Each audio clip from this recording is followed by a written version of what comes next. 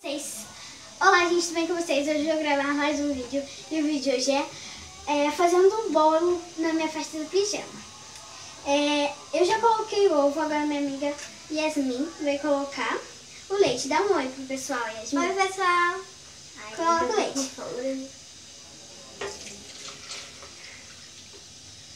Isso. Colocado o leite. Agora eu vou colocar uma colher bem cheia. E a Yasmin vai colocar outra.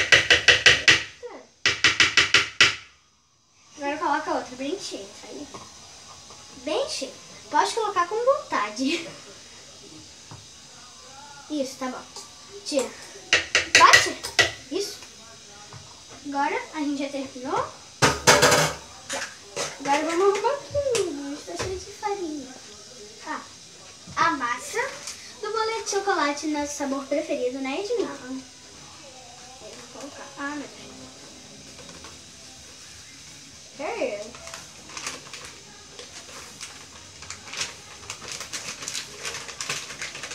Agora, Yasmin, vamos abaixar e vamos colocar.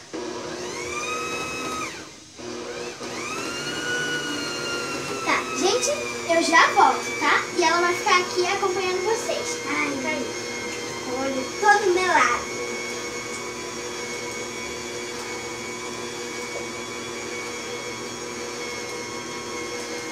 Tchau, pessoal.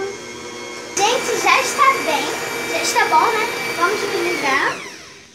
Sobe, Yasmin. Aperta aqui e sobe. Calma aí. Calma aí. Isso. Agora, a gente vai pegar a forma, né? A forma. Eu acho que eu vou fazer assim. Coloca só um pouquinho, tá, Yasmin? Eu vou colocar o resto. Vai. Isso. Ai, meu Deus, calma. Vai colocando assim. Isso, assim. Tá bom, agora eu vou colocar o resto, tá? Pega a colher pra mim, por favor. Colher? Não, calma aí. Pingou ali. Pingou? Tudo bem, passa. Passa com vontade. Ai, meu mão tá cheio de chocolate. Sua? Faz assim, ó. Três, né? Você tá gostando, né? Tá. Vai fazendo assim. Delícia. Peraí, vai cair fora. Calma aí. Deixa eu fazer aqui em cima. Viu? Olha o tanto de massa. Delícia. Dá vontade de atacar e comer. É verdade.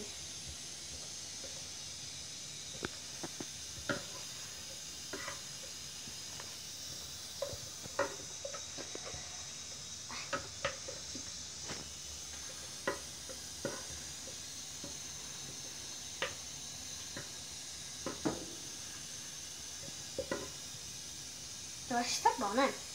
Deixa eu colocar aqui. Dá vontade. Colocar agora a forma.